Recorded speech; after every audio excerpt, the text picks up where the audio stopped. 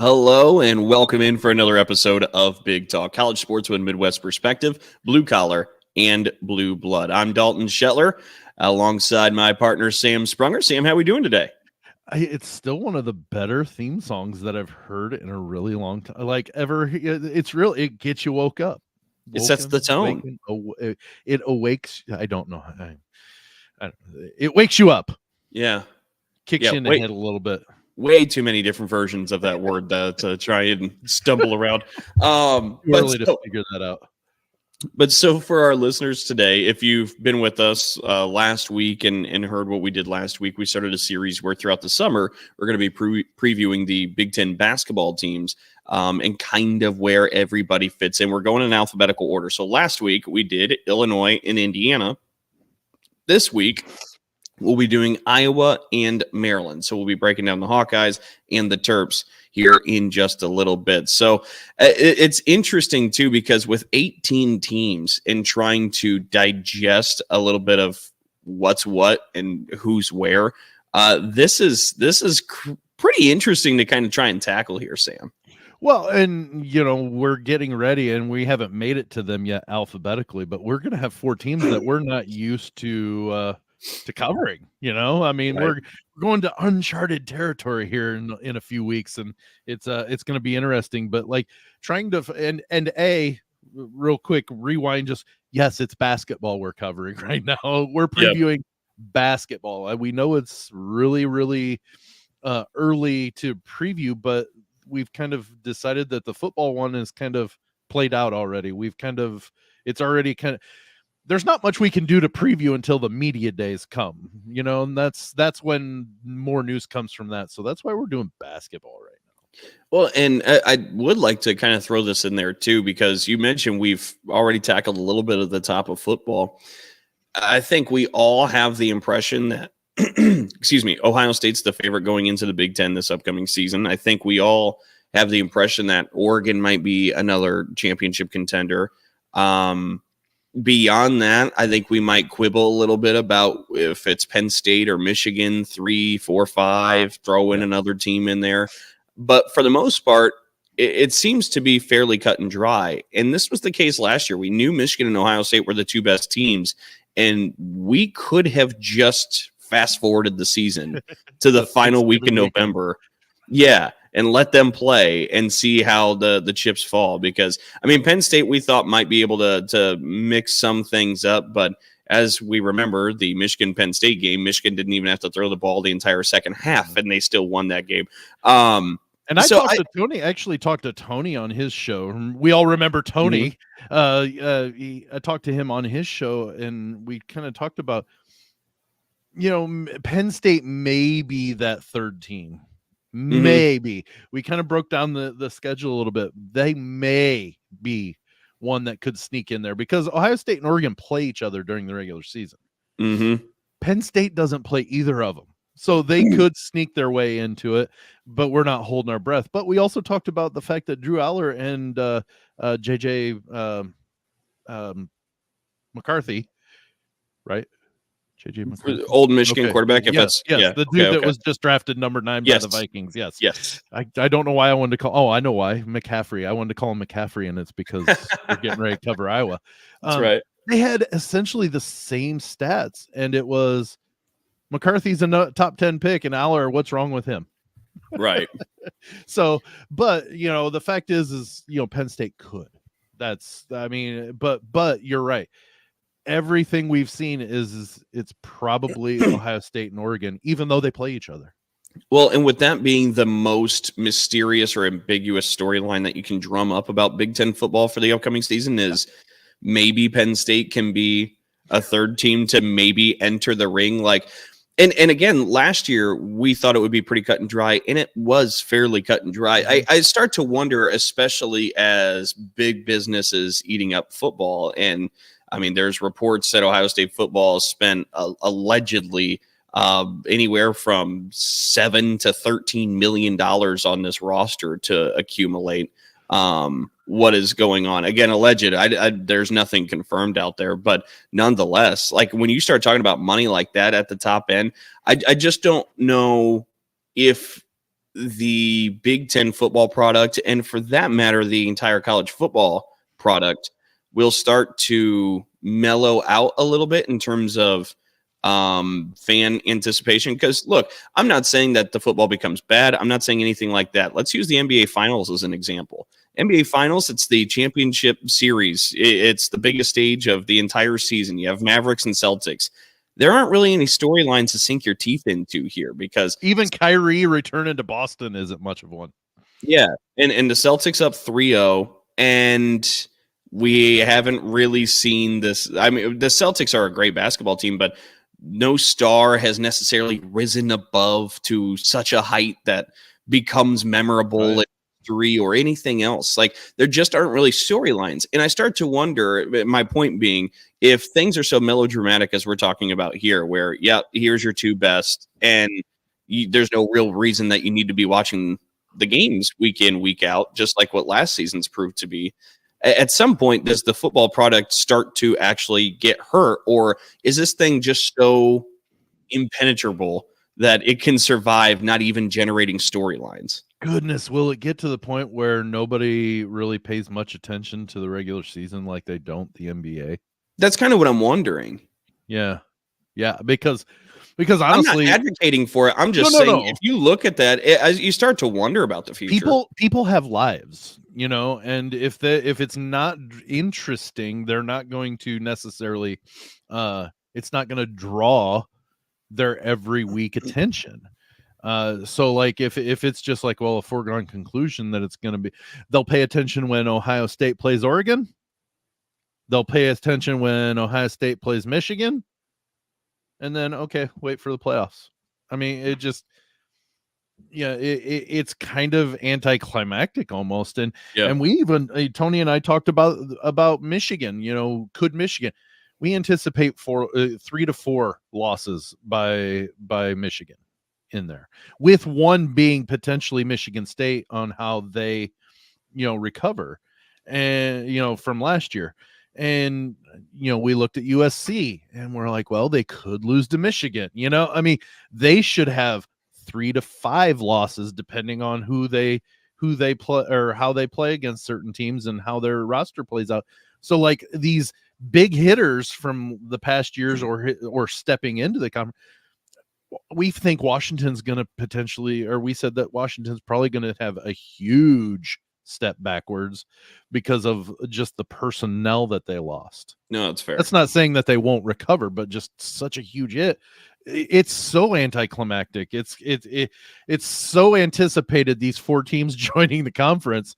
And there's a lot of excitement being drummed up and the newness of those 4 teams, but is the product going to be any good? And we don't, and I think that goes with what you're saying is we could maybe fast forward to October, I think 12th, when they play, when Ohio State and Oregon play, and then fast forward to November, first week of December.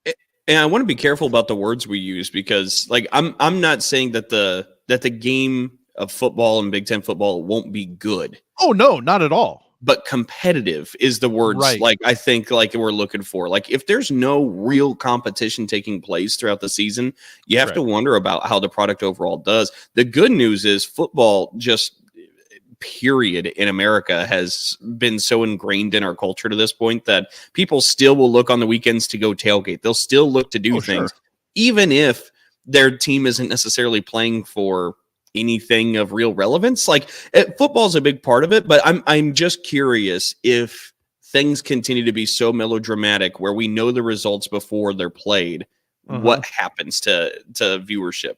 And that's my thing is I've got 5 or 4 kids at home. So if my team's not, or if it's a foregone conclusion, am I going to make it a point every Saturday to make sure to follow what Purdue does? Probably not. Mm-hmm. Will I pay attention to what Purdue does? Absolutely.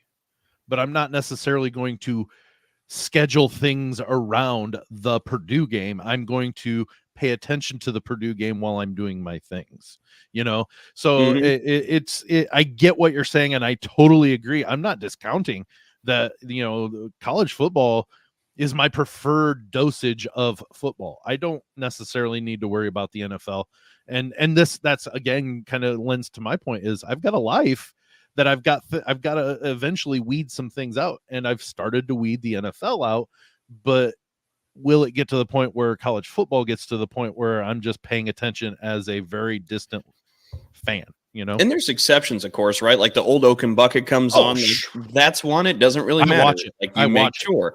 And if there's games that you anticipate to be good and close, you probably make that a priority. But if you're walking into some games knowing what the outcome's going to be, I wonder about the health of the sport. But I will make it a point to watch the Ohio State Oregon game. I will do that. Yeah, same.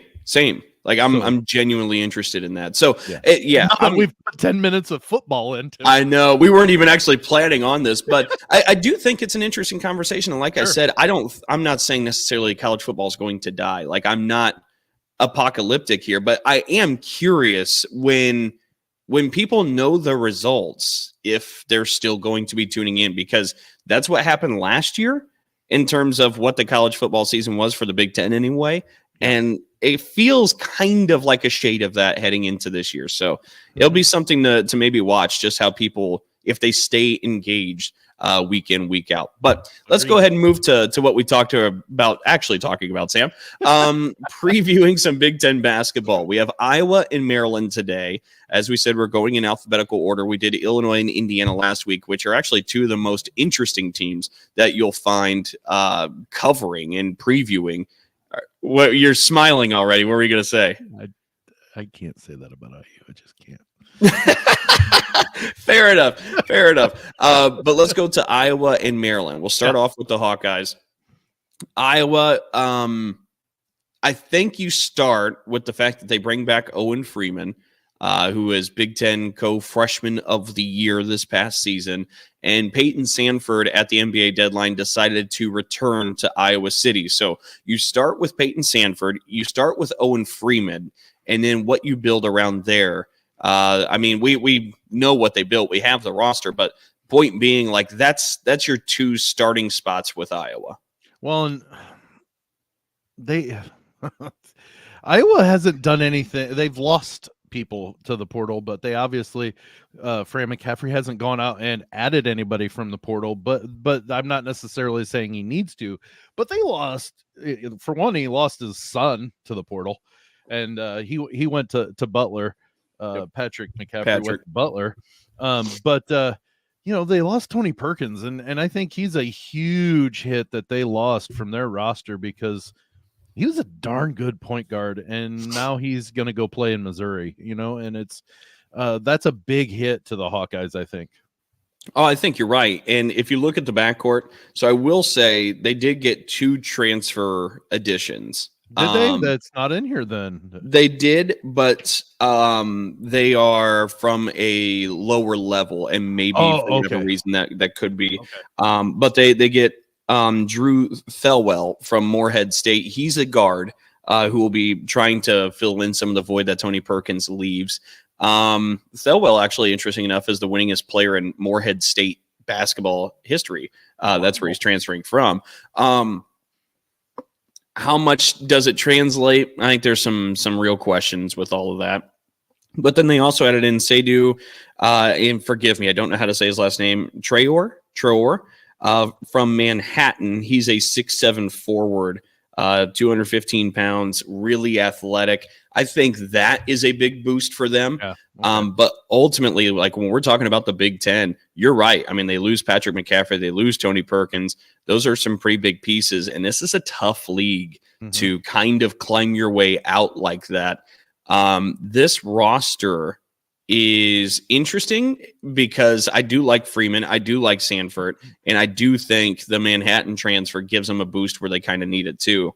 But I still have a question of if it's enough to legitimately compete and end up in the upper half of the Big Ten Conference. Well, and the roster they had last year, which there was talk that they could be competitive, maybe not top 5, but a competitive. They finished right in the middle of the pack at 10-10, 19-15 overall. So it wasn't an overly explosive year. They lost to Michigan, which only 8 teams did all year.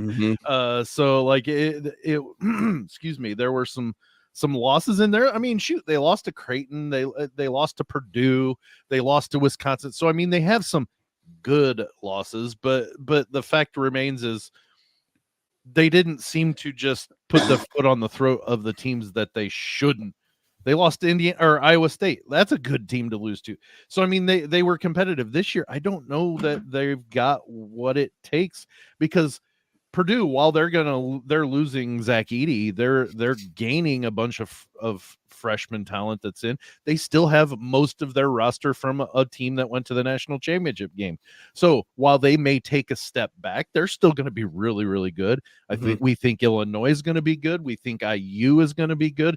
So there is a big hill to climb for Iowa, and I just don't know that they have enough to be able to compete to the way that we've seen Iowa compete in the past.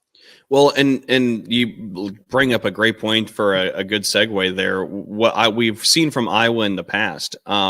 Look, Iowa's never really been known during the Fran McCaffery era, especially in recent years, of being a good defensive team. Like, that's just not the calling card. It's usually explosive offense, and that's the way they play. They like to get up and down.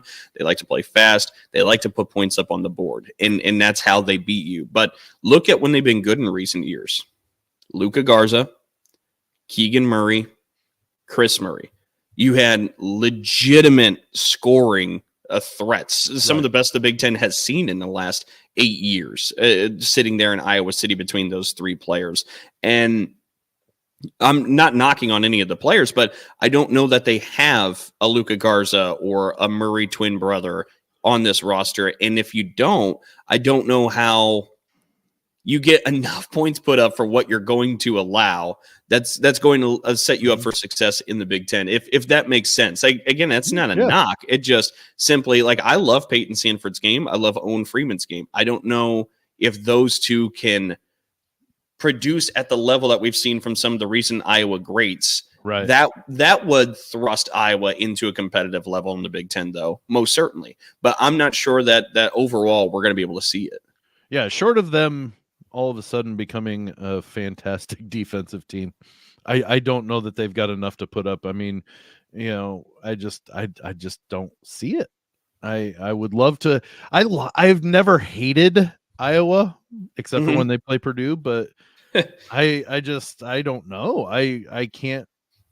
I mean, again, like you said, I'm used to seeing them put up average 98 points a game, and they're giving up 85. They're giving up a ton of points, but they're scoring, a load of points, and they're just basically just out slugging, throwing haymakers and taking haymakers. They're just throwing and landing more. And, like this last season, I think was a big step back compared to what we were used to seeing from them. And I don't think that unless the couple of transfers that they are bringing in and the freshmen that they're bringing in totally overachieve, I just don't see that they're taking a step forward necessarily.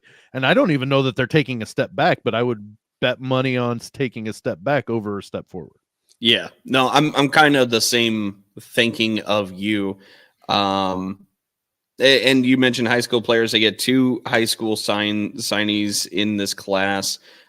In terms of transfer portal action, they also lost, besides Perkins and Patrick McCaffery, Ben Krikke, who had transferred into Iowa. He's now out of eligibility, so he's not back with the team. And then DeSante Bowen decided to transfer out as well. So overall, I'm just not sure there's enough horses in the stable to compete in what is a 18 deep now Big Unless Ten. Fran McCaffery can pull a Coleman Hawkins out of the portal. You're right. Something like that. Well, I think right now, though, as we talk, I believe Iowa scholarship is full. The limit is full. So they can figure things out. I was going to say that would take some crafty movement.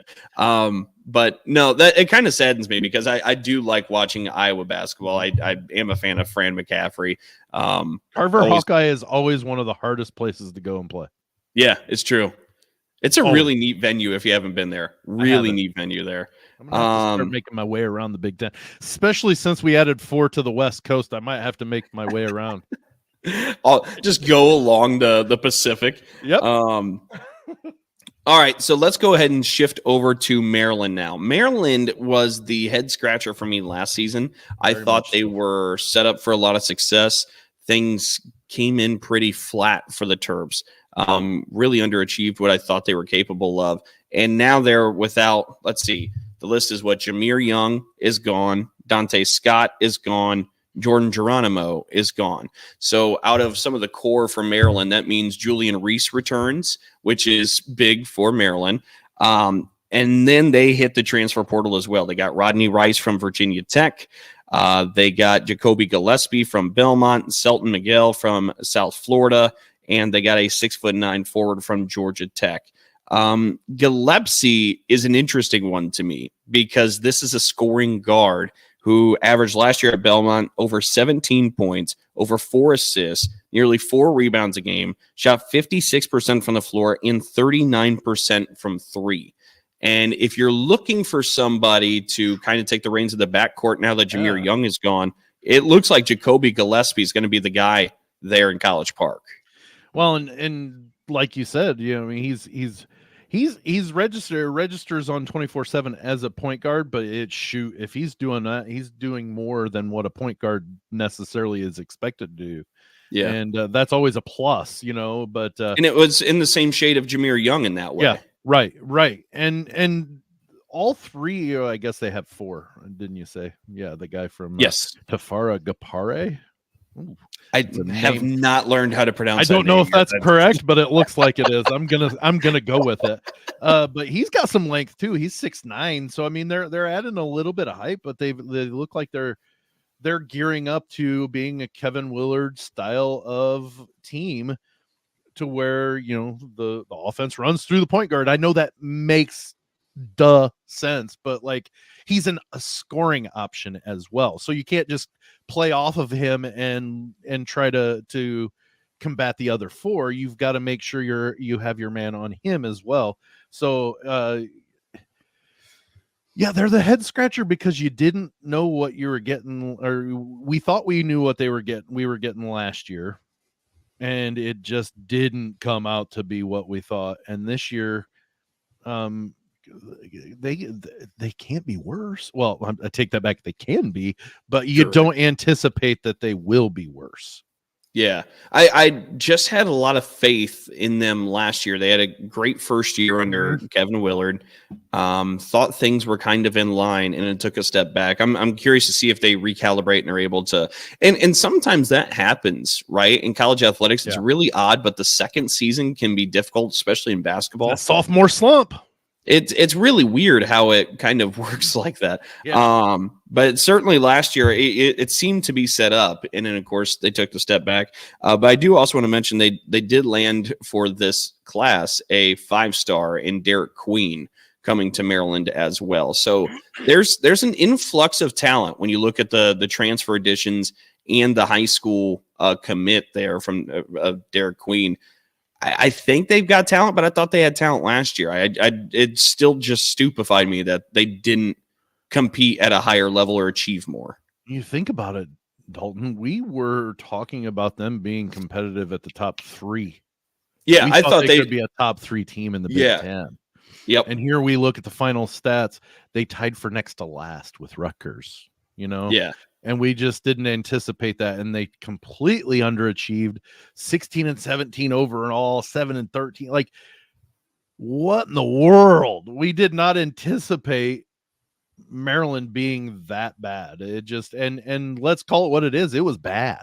Yeah. Even though they were almost 500 overall, they should have been. I mean, they should have accidentally been 500, and it seems like they were accidentally 500. But like I mean, it's always a big deal when a team goes into College Park and wins, and it seemed like that's all they did was went in and won. I mean, I haven't looked, but I'm sure at home, they lost to Davidson, UAB, Purdue,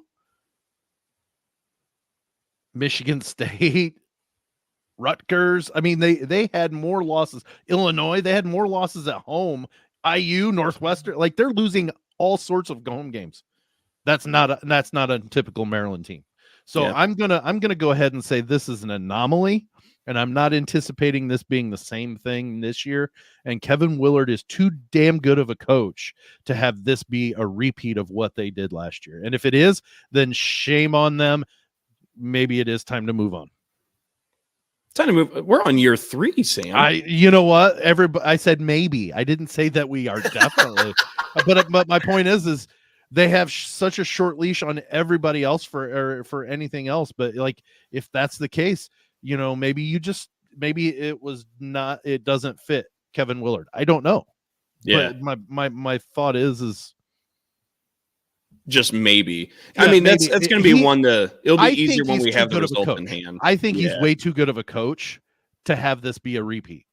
But if it is, then maybe it's okay, it just doesn't fit well. And if you know that in year 3 instead of year 5, okay, well then go make that move. But I don't anticipate it. Yeah. I don't. I just. Wow. So where do you see Maryland this year in the Big Ten? Whereabouts? I would say honestly around where Iowa was last year, maybe a little higher, maybe 11-9, top 6, top 5. Could be depending on how those transfers and how their freshman commits perform. It's going to be a really hard league. Yeah. So if they finish at 10-10, that could be top 7. I mean, depending on out of 18 teams, that's not a horrible spot, and it's a markedly big jump compared to what they were last year. And let's call what it is. They finished 7-13. They were only 3 games behind Iowa. Yeah. So it's not, and yes, that's a lot, but it's not in the grand scheme of things. Like, they win 1-2 games and Iowa loses 1 more game and Maryland wins 2 more. They flip-flop spots in the standings. So, I mean, or they're tied even. So, I mean, they didn't finish too much worse than Iowa in the grand scheme of things. But if they finish top 7, that's where I would say Maryland is top 7, 6, 7. Top 7. Okay. So the way I'm looking at this upcoming Big Ten basketball season is I think there's legitimately about 3 different tiers. I think there's a group of like 5 that you could talk about towards the very top of the Big Ten. I think you got a healthy pack in the middle, and then you got like 4 or 5 down at the bottom tier as well. And I see Maryland being in the middle. I see them fighting with Rutgers. I think Rutgers is going to be fighting in the middle. I see them fighting with Nebraska, Northwestern. You could probably throw Michigan State in that mix as of the moment. Can I go out on a limb, and I know we're going to cover them next week? I think Michigan. I almost want to. You're thinking about putting them in the top tier? It's possible, man. The additions they've made. I think they're at the top of the middle tier, personally. That's fair. So they could flirt with that top tier, but I think they're at the top of the middle. It's hard to not be impressed with what Dusty May did in such a short amount of time. Agreed. I mean, it really is impressive. And as you said, we'll get into that next week. But I do think Maryland's going to be in the middle of the pack. Mm-hmm. So I think, one, if you're there in College Park, the idea is just to win games and make an improvement from last year. But for sure, what would the actual goal be? Is it a tourney bid? Is it to try and become an NCAA tournament team again this season? I think it would have to be, right? If you're, let's see, we're talking about an 18-team league. The Big Ten probably gets, maybe 7 bids on a bad year with that many teams? Yeah, I think on a bad year they get 7. Yeah. So, if maybe the goal is to be one of those 7, and I think that's doable for Maryland. I think so. I'm leaking confidence given the fact that I had so much faith in them last year, and I still don't really understand why things didn't work so well, given all the talent they had. So I like the shape of this team. I like the transfers they brought in. Julian Reese coming back is really good. I see the potential there. I'm just a little bit gun shy given the fact that I believed last year. I'm not going to put them in that top tier that you were talking about, but Agreed. I would say that they were comfortably in the top half of that middle tier. Yeah. That's kind of where I see them. Like I said, 7th, maybe 8th, 6, 7, 8, somewhere in that pack right there. See, I'm thinking maybe even more middle, like 10. Oh, like, okay. I kind of see Maryland about there because I think, and look, we'll still go through some, but Illinois, Indiana, I would have above them as of now. I would have Michigan and Michigan State above them as of now. I would have Ohio State above them as of now. I'd have Purdue ahead of them. That's 6. And then you start talking about UCLA, thank you, and Oregon. I just still got to keep getting those teams in my head. So that's 8 already. Okay. And we haven't even talked about maybe the Rutgers with those 2-star freshmen coming in. Fair. And like, so I see Maryland around 9, 10-ish. So you're asking, okay, I see it. You said, where could I see them? Okay. So that's fair. I would say if I had to predict it, I haven't even gone through all that, maybe, better than them. So, and I always forget about the new Big Ten teams. That's going to take a while to get it like in your head. You've ingrained it so long. You've grown up with only I guess you're probably young. I was in college when Maryland joined. Yeah. So you're still used to the 11 to the 12, 13, 14, and those are the teams about. Yeah, I get it. I'm still coping with the fact that Penn State's part of the conference. At this point, they're a traditional member. Right. There's been how many? 7 teams joined since then? Yep. Nebraska, Maryland, Rutgers, and then Oregon, USC, UCLA, and Washington. That is wild. They were the reason why the Big Ten logo changed to the one with 11 built into it. That was back in 93? I want to say, they played in the Rose Bowl was it their first year in the Big Ten? Maybe their second year in the Big Ten. They played against Oregon in the Rose Bowl. My freshman year in high school. So that would have been 95, I think. Okay. But yeah, no, at this point they're darn near a founding member as Penn State. I mean, they are as Big Ten as Big Ten gets anymore. That tells you how old I am. I was a freshman in high school when Penn State got added to or at least in that area. I think I might have been in 7th or 8th grade when they officially joined. And it was like, ooh, Penn State, the mysterious Nittany Lions. And now it's like, of course Penn State's a Big Ten team. That's right. So that's our preview on both Iowa and Maryland. For not a bunch of high hopes for those two teams. And it's not knocking them. It's just they seem to be on a downslide for a year or two. Well, and again, like, because I appreciate you trying to put it in context, because I feel very much the same way. I don't want it to come back that, like, we were punching down on anybody, because that's not the case. It just, if you're grading them in an 18-team league, these two don't stand at the top as of now when you're looking at the rosters the Big Ten has. That's just a deep league. 18 teams is wild. And it's June. Yeah, I know. But as we sit now, like we both agree, Iowa and Maryland would not be towards the top of this 18-team league. And I don't know that changes come October. It may not. I think Maryland's got more variance than what Iowa does, because we thought last year's had so much talent and it just didn't get there. If they get back to achieving what we kind of think proportionally to their talent, I think Maryland could take a big jump. Iowa, on the other hand, I like Sanford. I like Freeman. I think they can do some things there. But outside of that, I think the rest of the roster has to kind of prove it to you, and that they can make that jump. But anyway, so that's our evaluation of Iowa and Maryland. And as we get ready to close out another episode of Big Talk, Sam, let everybody know where they can find us. And I just realized while we were talking about wrapping up the show that I'd never had the overlay up of what you were watching. But I saw if you're watching at the top. If you're watching, I guess you already know. So, but now I again still haven't updated the social overlay, but on the TikToks, the Instagrams, and the platform formerly known as Twitter, it is at B1G_talk. That's B1G Dalton, not BIG. B1G _talk Big Talk. And then at Facebook, it is B1G Talk Big Talk, not all Big Talk. Again, those people are wonderful people. I am very sure of it, but they're not us people. We are streamed every week on the ASAP Network on Friday mornings, 9 o'clock to whenever we end. we try to get as much as possible, but during these times we're not going the full hour that we have allotted to us, but that will change once games start being played and whatnot. But find us on ASAP Network every Friday, later that day through Lounge Media Group. And if you have to watch the stream and you missed it live, go to Spotify and you'll find us there.